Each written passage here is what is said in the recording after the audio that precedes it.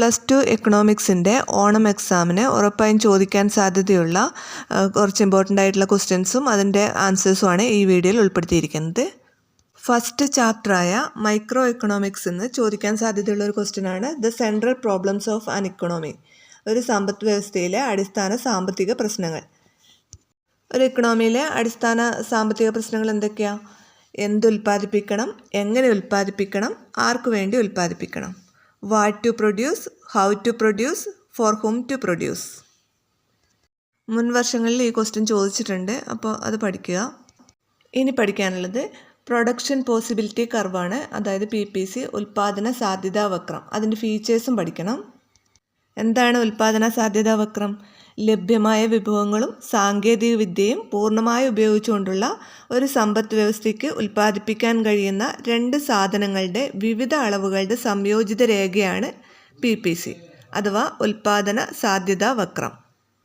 PPCയുടെ പ്രത്യേകത എന്തൊക്കെയാണ്? ഇടത്തു നിന്നും താഴോട്ട് ചെരിഞ്ഞിറങ്ങുന്നു.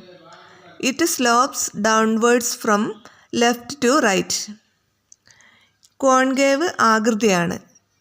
It is concave shaped. ഇതാണ് PPCയുടെ പ്രത്യേകത.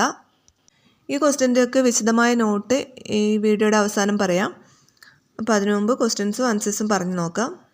ഇനി ഈ പാഠത്തിൽ നിന്ന് ചോദിക്കാനുള്ള ഒരു ക്വസ്റ്റ്യനാണ് difference between micro economics and macro economics. Micro ഇക്കണോമിക്സും മാക്രോ ഇക്കണോമിക്സും തമ്മിലുള്ള ഡിഫറൻസ് ചോദിക്കാൻ സാധ്യതയുണ്ട്. മൈക്രോ ഇക്കണോമിക്സ് സമ്പദ് വ്യവസ്ഥയുടെ വ്യക്തിഗത ഭാഗങ്ങൾ വിശകലനം ചെയ്യുന്നു. സമ്പദ് വ്യവസ്ഥയെ മൊത്തത്തിൽ വിശകലനം ചെയ്യുന്നതാണ് മാക്രോ എക്കണോമിക്സ്. മൈക്രോ എക്കണോമിക്സ് വില സിദ്ധാന്തം എന്നറിയപ്പെടുന്നു. മാക്രോ എക്കണോമിക്സ് വരുമാന സിദ്ധാന്തം എന്നും അറിയപ്പെടുന്നു. ഉദാഹരണം, മൈക്രോ എക്കണോമിക്സിന് ഉദാഹരണമാണ് ഒരു വ്യക്തിയുടെ വരുമാനം. മാക്രോ എക്കണോമിക്സിന് ഉദാഹരണമാണ് ദേശീയ വരുമാനം. ഇനി പഠിക്കാനുള്ളതാണ് ഉൽപ്പാദന ഘടകങ്ങൾ എന്തൊക്കെയാണെന്ന്. ഉൽപ്പാദന ഘടകങ്ങൾ എന്തൊക്കെയാണ്? Land, labour, capital, organisation. ഭൂമി, അധ്വാനം, മൂലധനം, സംഘാടനം. ഇവയാണ് ഫാക്ടേഴ്സ് ഓഫ് പ്രൊഡക്ഷൻ എന്നറിയപ്പെടുന്നത്. ഉൽപ്പാദന ഘടകങ്ങൾ എന്തൊക്കെയാണെന്ന് പഠിക്കണം. അവയുടെ പ്രതിഫലം, അതായത് ഭൂമിയുടെ പ്രതിഫലമാണ് പാട്ടം, അതുപോലെ അധ്വാനത്തിൻ്റെ പ്രതിഫലം കൂലി, മൂലധനത്തിൻ്റെ പലിശ, സംഘാടനത്തിൻ്റെ ലാഭം. Land rent, labour wages, capital interest, organisation profit. ഇനി രണ്ടാമത്തെ chapter theory of consumer behaviour. ഇതിൽ നിന്ന് പഠിക്കാനുള്ളത് യൂട്ടിലിറ്റി എന്താണെന്ന് പഠിക്കണം. അതുപോലെ ഉപയുക്തത സിദ്ധാന്തം, ടൈപ്സ് ഓഫ് യൂട്ടിലിറ്റി അനാലിസിസും പഠിക്കണം. ആവശ്യങ്ങളെ തൃപ്തിപ്പെടുത്താനുള്ള വസ്തുക്കളുടെ കഴിവിനെയാണ് യൂട്ടിലിറ്റി എന്ന് പറയുന്നത്. ടൈപ്സ് ഓഫ് യൂട്ടിലിറ്റി അനാലിസിസ് എന്ന് പറയുന്നത് കാർഡിനൽ യൂട്ടിലിറ്റിയും ഓർഡിനൽ യൂട്ടിലിറ്റിയാണ്. ഇനി ഇമ്പോർട്ടൻ്റ് ആയിട്ടും പഠിക്കേണ്ട ക്വസ്റ്റ്യനാണ് law of diminishing marginal utility. ഇതൊക്കെ ഉറപ്പായും ചോദിക്കാൻ സാധ്യതയുള്ളതാണ്. അപചയ സീമന്ത ഉപയുക്തതാ നിയമം. ഉപഭോക്താവ് ഒരു പ്രത്യേക സാധനത്തിൻ്റെ കൂടുതൽ യൂണിറ്റുകൾ ഉപയോഗിക്കുമ്പോൾ അധിക യൂണിറ്റുകളുടെ സീമന്ത ഉപയുക്തത കുറഞ്ഞു വരുന്നു. ഇതാണ് അപചയ സീമന്ത ഉപയുക്തതാ നിയമം. ഇതിൻ്റെയൊക്കെ ഇംഗ്ലീഷിലും മലയാളത്തിലുള്ള ആൻസേഴ്സ് ഞാൻ വീഡിയോയുടെ ലാസ്റ്റ് പറഞ്ഞു തരാം. ഇനി അടുത്തതായി പഠിക്കാനുള്ളത് ബജറ്റ് ലൈനാണ്. ഇത് 8 മാർക്കിൻ്റെ ക്വസ്റ്റ്യൻ അല്ലെങ്കിൽ 6 മാർക്കിൻ്റെ ക്വസ്റ്റ്യനൊക്കെ ആയിട്ട് ഉറപ്പായിട്ടും ചോദിക്കാൻ സാധ്യതയാണ്. മിക്കവാറും 8 മാർക്കിൻ്റെ ക്വസ്റ്റ്യൻ തന്നെയായിരിക്കും ബജറ്റ് ലൈൻ. അതിൻ്റെ ഇക്വേഷൻസ് പഠിക്കുക, ബജറ്റ് ലൈൻ വരയ്ക്കാൻ പഠിക്കുക. എന്താണ് ബജറ്റ് ലൈൻ എന്ന് പറയുന്നത്? ഉപഭോക്താവിൻ്റെ വരുമാനം പൂർണ്ണമായും ചെലവഴിച്ചാൽ അയാൾക്ക് വാങ്ങാൻ കഴിയുന്ന 2 വസ്തുക്കളുടെ കൂട്ടത്തെ ചേർത്ത് വരയ്ക്കുന്ന രേഖയാണ് ബജറ്റ് ലൈൻ എന്ന് പറയുന്നത്. അതുപോലെ ബജറ്റ് ലൈനിൻ്റെ ഇക്വേഷൻസ് ഉണ്ട്, അപ്പോൾ അതും പഠിക്കുക. അത് വരയ്ക്കുന്നതും എന്തായാലും പഠിച്ചു വയ്ക്കുക. ഇനി അടുത്തതായി പഠിക്കാനുള്ളത് ഇൻഡിഫറൻസ് കർവാണ്, അതായത് നിസ്സംഗതാ വക്രം. അതിൻ്റെ ഫീച്ചേഴ്സും പഠിക്കണം. എന്താണ് നിസ്സംഗതാ വക്രം? ഒരു ഉപഭോക്താവിന് തുല്യ സംതൃപ്തി നൽകുന്ന 2 സാധനങ്ങളുടെ വിവിധ സംയോഗങ്ങളെ ചേർത്ത് വരയ്ക്കുന്ന രേഖയാണ് നിസ്സംഗതാ വക്രം എന്ന് പറയുന്നത്. അതിൻ്റെ ഫീച്ചേഴ്സും പഠിക്കണം. നിസ്സംഗതാ വക്രം കോൺവെക്സ് ആകൃതിയാണ്. ഉയർന്ന നിസ്സംഗതാ വക്രങ്ങൾ ഉയർന്ന സംതൃപ്തി നൽകുന്നു. 2 നിസ്സംഗതാ വക്രങ്ങൾ ഒരിക്കലും പരസ്പരം ഖണ്ഡിക്കുന്നില്ല.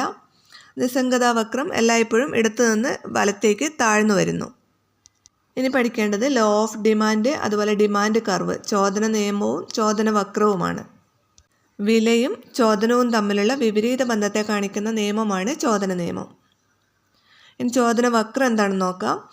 വിലയും ചോദനത്തിൻ്റെ അളവും തമ്മിലുള്ള വിപരീത ബന്ധം കാണിക്കുന്ന ഗ്രാഫാണ് ചോദന വക്രം. ഈ ഡിമാൻഡിനെ സ്വാധീനിക്കുന്ന ഘടകങ്ങൾ എന്തൊക്കെയാണ്? ഒരു സാധനത്തിൻ്റെ വില, മറ്റു വസ്തുക്കളുടെ വില, ഉപഭോക്താവിൻ്റെ വരുമാനം, അഭിരുചിയും താല്പര്യങ്ങളും. ഇനി പഠിക്കാനുള്ളത് പ്രൈസ് ഇലാസ്റ്റിസിറ്റി ഓഫ് ഡിമാൻഡ്, അതായത് വില ഇലാസ്തികത കാൽക്കുലേറ്റ് ചെയ്യുന്നതും പഠിക്കണം.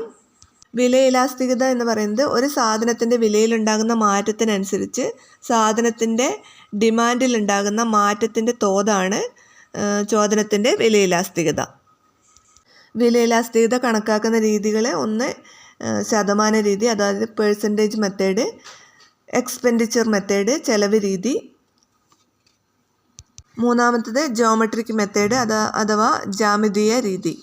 അതുപോലെ ഈ പാഠത്തിന് പഠിക്കാനുള്ളത് ഇനിയൊരു കാര്യം ഇൻഡിഫറൻസ് കർവാണ്. അതുപോലെ പ്രോപ്പർട്ടീസ് ഓഫ് ഇൻഡിഫറൻസ് കർവും കൂടി പഠിക്കണം.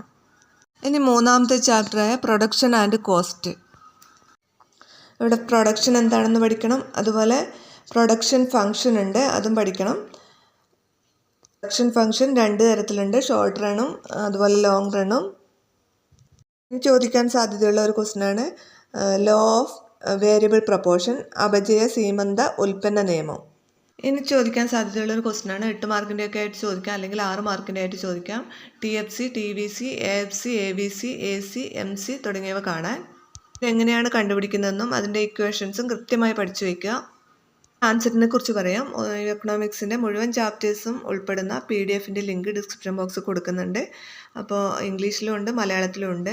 അതിൻ്റെ ആവശ്യമുള്ള ചാപ്റ്റേഴ്സിൻ്റെ പ്രിൻ്റ് എടുത്ത് വയ്ക്കുക, എന്നിട്ട് കൃത്യമായിട്ട് പഠിക്കുക. ഈ ഓണപരീക്ഷയ്ക്ക് എല്ലാവർക്കും നല്ല മാർക്ക് കിട്ടട്ടെ എന്ന് ആശംസിക്കുന്നു. അപ്പോൾ നിങ്ങൾക്ക് ഈ വീഡിയോ ഉപകാരപ്രദമാവുകയാണെങ്കിൽ തീർച്ചയായും ലൈക്ക് ചെയ്യുക, ഷെയർ ചെയ്യുക, അതുപോലെ ചാനൽ സബ്സ്ക്രൈബ് ചെയ്യാനും മറക്കരുത്.